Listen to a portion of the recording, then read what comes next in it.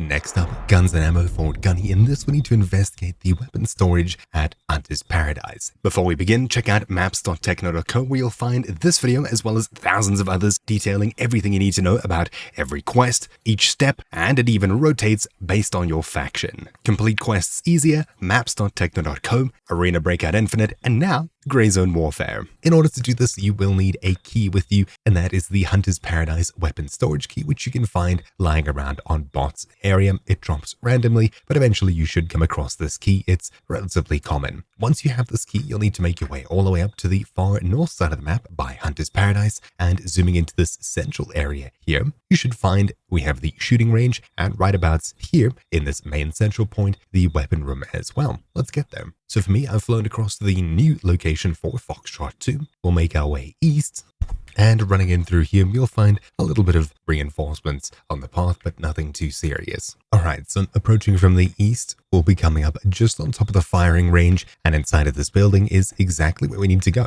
So on the far west here, it's much more west than my marker was originally. Inside of this building here, you should find the exact room that we're looking for. So inside of here, there's this door here, which we can unlock, or we can go around to this side and check to see if this one is unlocked either. Both of these are locked, so I can just unlock with the key that I picked up, and assuming the door works, for some reason I just can't get in there.